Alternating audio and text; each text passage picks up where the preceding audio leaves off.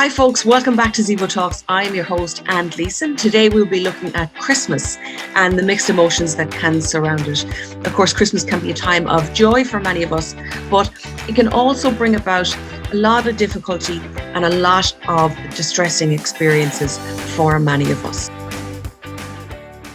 Now, first things first, I think a really important place to start when we think about Christmas is the kind of expectations that we have for ourselves around a time of year like this. Now, look at, if you watch any of the ads or the movies and all across media, you know, the general kind of push or the general sentiment will be joy.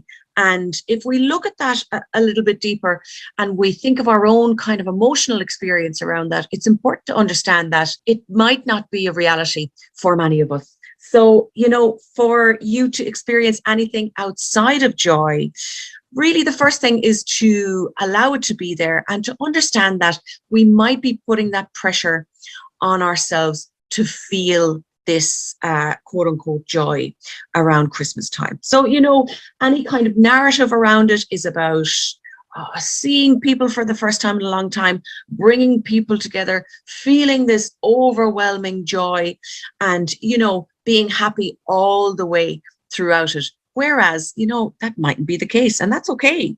So to look at those kind of expectations that we're holding for ourselves around the Christmas period, and especially those conversations, both, let's say, internally and externally, that we're having around the shoulds. So I should be feeling better. I should not be bothered by what's happening for me at the moment. I should be smiling all the time. I should be happy all the time. Whereas really, you know, if we're having the should conversations, it means that that's not our reality at this point in time. And that's perfectly fine, of course, but we could be putting that pressure on ourselves to feel happy and to be happy. And of course, if we're in a position where we're trying to force ourselves to feel something that we're just not feeling, and we're trying to force ourselves to be something that we're not for whatever given reason, it's a lot of effort.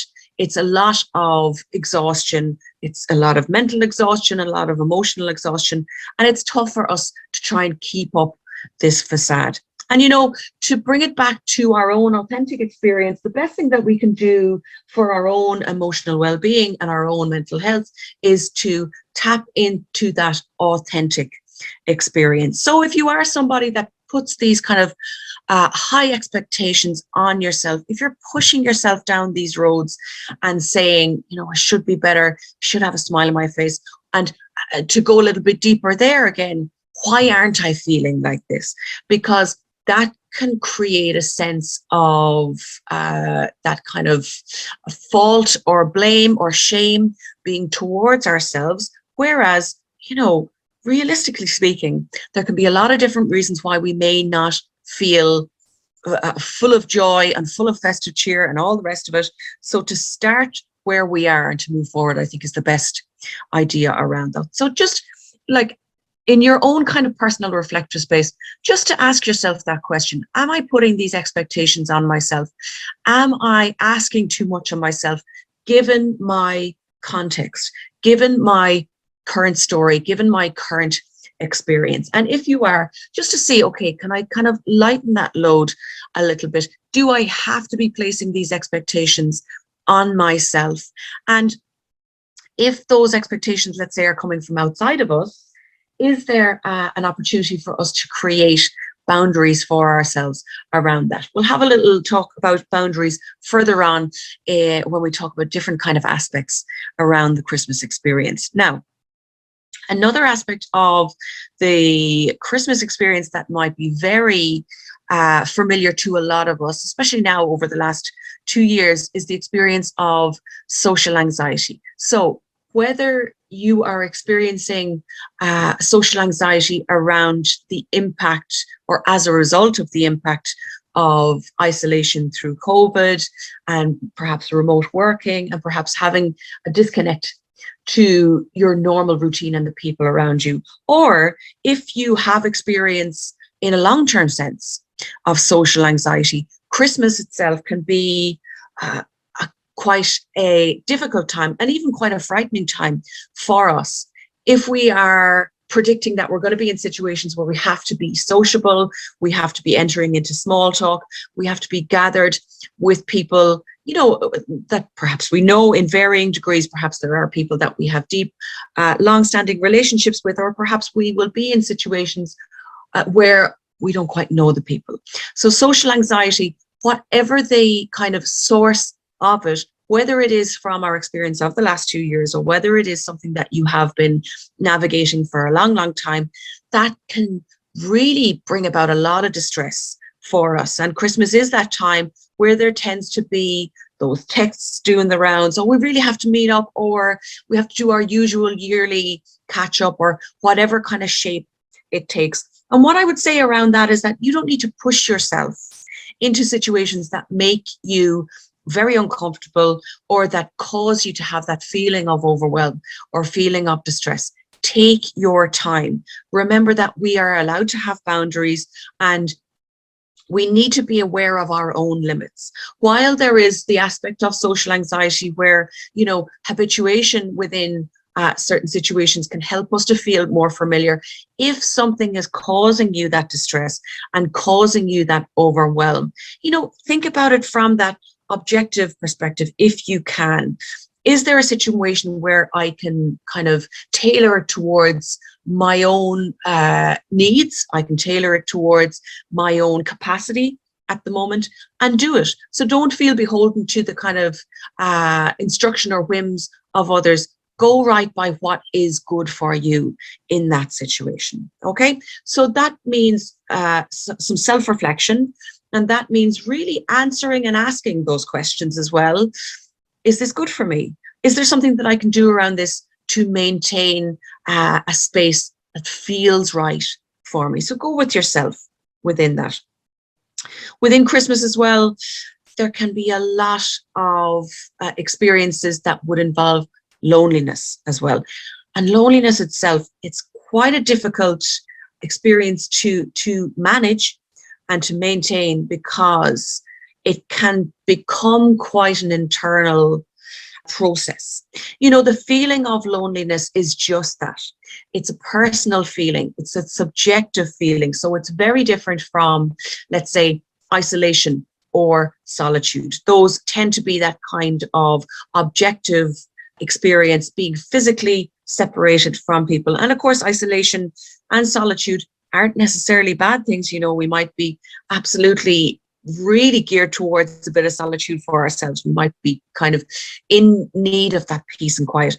But for loneliness, it tends to have a link or a connection to shame. So if you are feeling lonely, and of course, remember what I'd said around those expectations of being jolly and being, festive and having that festive cheer, if you are having that experience of loneliness, that compassion for yourself around that is going to be so huge, because shame itself is such a powerful force, and shame is something that is quite, it can develop, it can grow, and shame is a different kind of situation to other kind of emotional experiences, because shame is really, it targets our internal process. So it tends to kind of lead us to have thought processes around, there must be something wrong with me. It can be isolating, so it can feel like it's only us that has this experience. And loneliness and shame tends to tailor our perception around situations, both in the present and in the future as well. So if you're dealing with loneliness, really try and think about having, or trying to kind of create a practice around self-compassion. How would I treat somebody who I love, who I care for, who is in a situation like this? And knowing that we can get stuck in that shame piece as well. So compassion can be the antidote to that. So taking our time around that loneliness.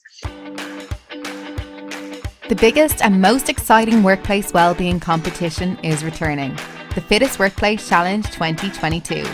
The Fittest Workplace Challenge 2022 is a company versus company wellbeing challenge that pushes organisations to measure up against themselves to ensure they are not just improving the health and well-being of their employees, but also creating fantastic engagement and keeping spirits high within their organisation.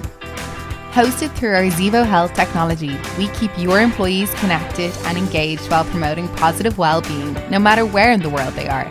Do you think your company has what it takes to be titled the Fittest Workplace 2022? If so, contact us today for more information.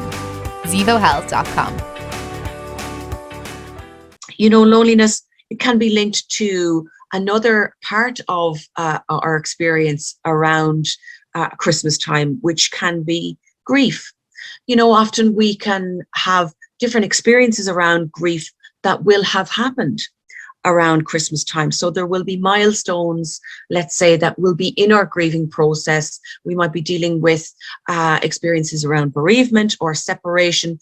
And Christmas itself, it might be a situation where we are reminded of, like I say, those milestones, or we might be reminded of times gone by. You know, it is a time of year that can cause us to feel quite reflective. So for those of you who are experiencing grief, just really be gentle with yourself around this, and to know that, like I said, around those expectations, you don't have to put on a brave face. You don't have to force yourself to be happy. What you need to do is to get in touch with your own story, your own context, what this time of year means for you, and to know that it can mean something very different other than that happiness, that jolliness, that cheer, all of that kind of stuff. And like I say, there is that reflective piece, especially because, you know, we might have a bit of time off, we might have more time on our own, we might have more time having shared experiences with people who would be sharing that grief with us, perhaps. And so if you find yourself, let's say, going into those quite emotional, reflective spaces, go with it, you know, sit with it, allow yourself to move through it, and to allow yourself to provide those kind of self-care practices around this time as well, and not forcing yourself to feel any different than you are. So another aspect of Christmas, which can be very difficult, is different kinds of relational issues that we are dealing with. So whether that is your family of origin, your own family, your relationships, be it romantic or love relationships or friendships that you are kind of managing in your life, perhaps you will be in situations where those dynamics will be forefront. You know, we tend to, let's say, for an example, with our family of origin, we tend to revert or regress back to old roles, old routines. So that can be a difficult thing for us if we are moving from that kind of adult space into that regressive space for ourselves. And of course, you know, it can be situations where we have that, what would you call it? You have that kind of loyalty towards keeping up traditions of perhaps seeing people that might not necessarily be very healthy for you. And you might be finding it difficult to share space with people that you have that kind of tumultuous relationship with, or you have that difficult relationship with. Boundaries are such a useful part of these kind of areas of Christmas that we may have to deal with. And putting yourself first within boundaries is the key within it, and it is the starting point within it. So maybe it might be an idea to give yourself time to reflect on what is coming up for you, what your experience has been of these situations to date, and how you can best take care of yourself by creating and cultivating boundaries within, let's say, difficult relationships that you may have to be exposed to, or that you may have to navigate around the Christmas period. You know, you are fully entitled to boundaries. Your boundaries may not make sense to other people. That doesn't matter. They're your own boundaries, and your boundaries may not be taken in the best way by other people, but that does not mean that you don't need to have them or that you shouldn't have them. Having that self-awareness of what you need and what is best for you going forward will help you to really create and maintain that perspective around boundaries as well. So get thinking now at the moment and in the run-up to it to see what your needs are, and really to give yourself permission to have those boundaries is such a useful thing as well. You can tailor your time limits, you can tailor your space, you can tailor the kind of dialogue and conversation that you have around these emotional boundaries. And it's so, so useful for you to have this time to reflect on it, to do it, and to keep that experience for future reference going forward, to have those boundaries. Now, Christmas as well is a difficult time if we are struggling financially. So Christmas is a time where we are in a position where we have to spend a lot of money on presents. We have to get maybe the big present and then the middle present and the small present.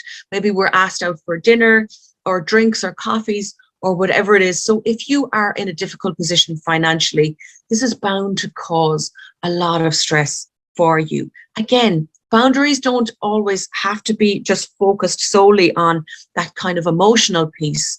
If you are in a position where you're having issues around finances and you're finding it difficult to look towards all of these expenses and you need to create those boundaries around that, then you do whatever you need to do for yourself. Those people who are in your life and you have those meaningful, authentic relationships with and will understand, that's what matters.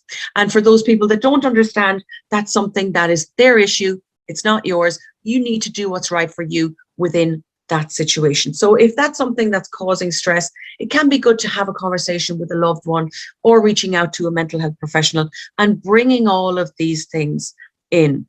And, you know, like, there's something around the Christmas experience as well where we can have our own specific experience around it, but we might be also bypassing our own process by saying, but, you know, Christmas is happening to a lot of people. For those people who celebrate it, you know, it's not just me that's going through this situation. Sure, that's true, but, you know, your feelings are valid, your experience is valid, and it's so important that you allow yourself the time to acknowledge what your own context is, like I say, your own story, and to look after yourself in the appropriate way.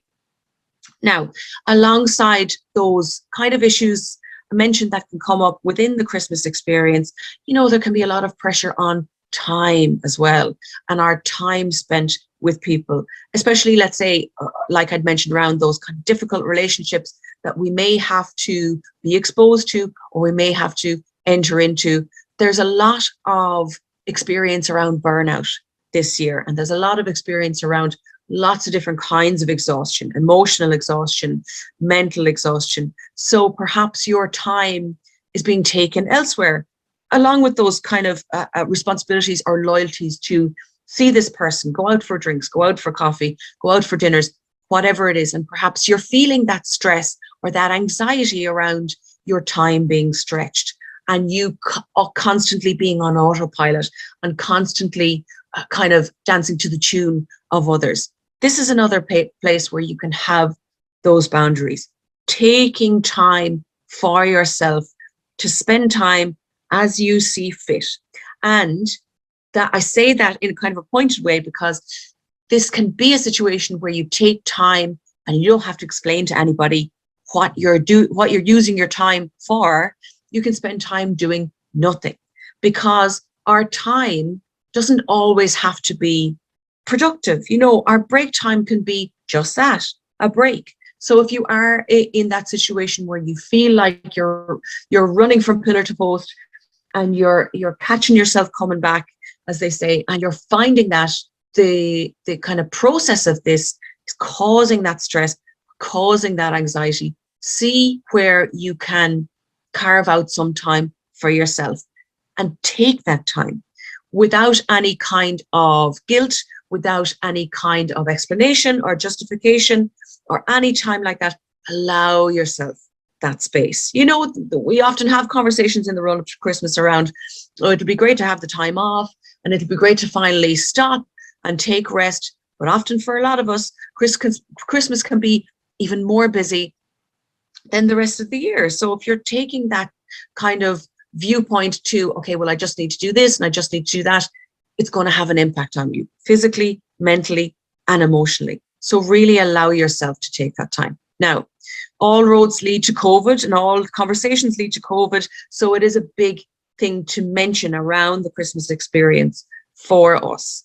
You know, sure, we have experience of having a COVID Christmas because we had one last year, but our experience can be impacted by the cumulative effect of the exhaustion, of the stress, of the anxiety, of the loneliness, of everything that comes from living with COVID, whether you're somebody who is dealing with health issues and you have health anxiety, or you're dealing with bereavement, or you're dealing with separation. Please, please bring in that compassion for yourself. Do whatever you need to do to allow yourself to feel safe and to feel comfortable. So if you are in that position where you feel that social anxiety about connecting with other people and it's causing you to feel that overwhelm, take yourself back, see how you can tailor the experience for it to make more sense for you. If you're feeling that loneliness, see if there is a safe and appropriate way for you to reach out to other people. Really, that self-awareness of what you need now, given your own context, given your own situation, and given your own needs around this Christmas time. We're going to try and stay away from those expectations around the cheer, the jolliness, all of that happiness, and saying, okay, given my current situation, given my current experience, given my current needs, what do I need now? And how can I best take care of myself? So if you are having a different experience than what we see in the ads, what we see in the movies, the best thing you can do is to acknowledge it. If you're putting pressure on yourself to kind of up the ante and be happy and be jolly, just taking your current experience as your starting point and putting in place that self-care, that kind of support system, that care system to look after yourself. So whether that is that space to reflect and then going forward, creating those emotional boundaries or connection with a loved one, do whatever it is that is right and healthy and good for you. And finally, just to note as well that for a lot of people, Christmas time can mean that the added stress, the intensity of the experience can result in a risk to their well-being and potentially an unsafe environment. So if you are in this particular position, or if you know of somebody that has had or is having this type of experience where they're subject to any kind of volatile environment, abuse, violence, we'll be adding some useful contact details in the podcast notes. So please, please reach out if you can to get the support that you need.